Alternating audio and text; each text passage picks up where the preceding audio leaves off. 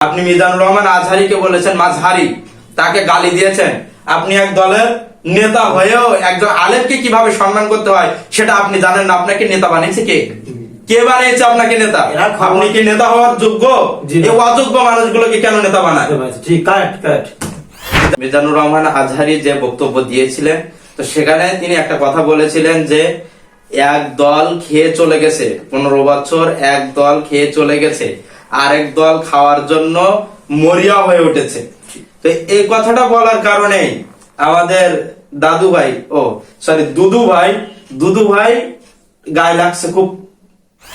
ভাই, আমি আপনার কাছে একটা বিষয় জানতে চাচ্ছি, সেটা হলো কি যে কয়েকদিন আগে একটা ভিডিও ভাইরাল হয়েছে, সেটা হলো কি ডক্টর মিজানুর রহমান আজহারীকে নিয়ে যে কোনো এক দলের একজন ব্যক্তি সে বলেছে যে মিজানুর রহমান নাকি আজহারী না মাঝারি, সে কথা কেন বললো এই বিষয়ে আপনি একটু বলেন।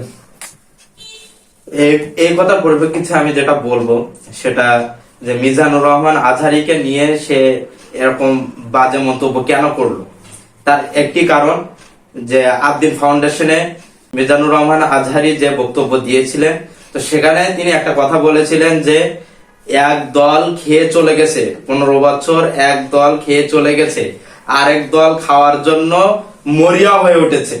তো এই কথাটা বলার কারণে আমাদের দুদু ভাই গায়ে লাগছে খুব। মিজানুর রহমান আজহারী সাহেব কিন্তু কোন দলকে নির্দিষ্ট করে বলেন, কোন ব্যক্তিকে নির্দিষ্ট করে বলে না, তারপরেও দুদু ভাইয়ের গায়ে কঠিন ভাবে লাগছে।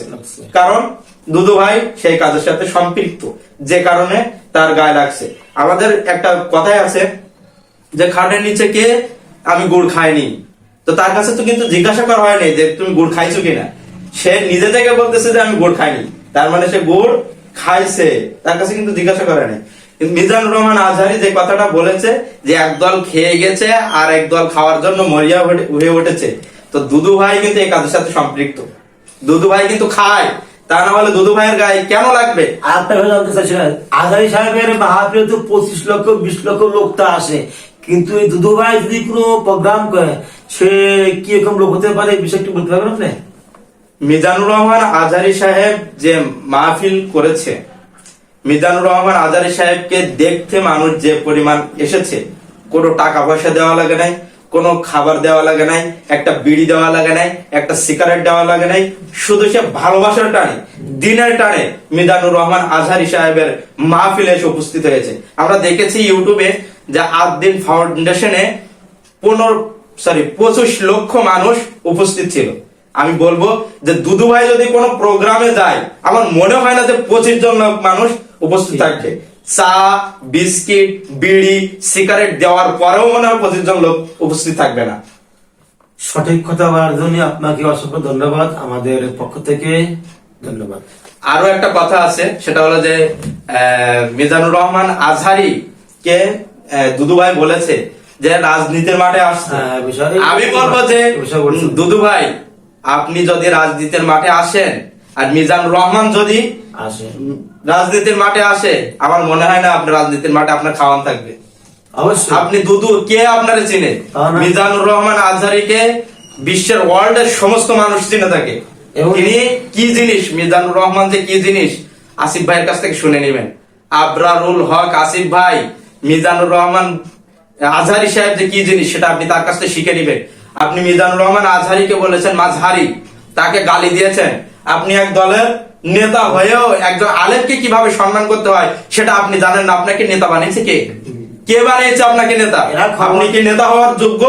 এই অযোগ্য মানুষগুলোকে কেন নেতা বানায়?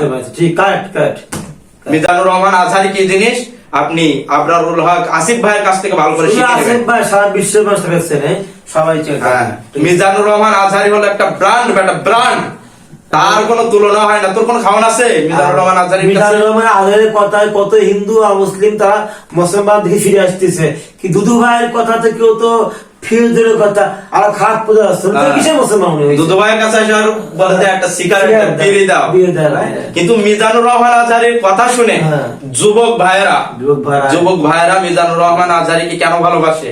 ইসলামের পথে দীক্ষিত হচ্ছে যুবক ভাইয়েরা, ঠিক আছে না? ঠিক।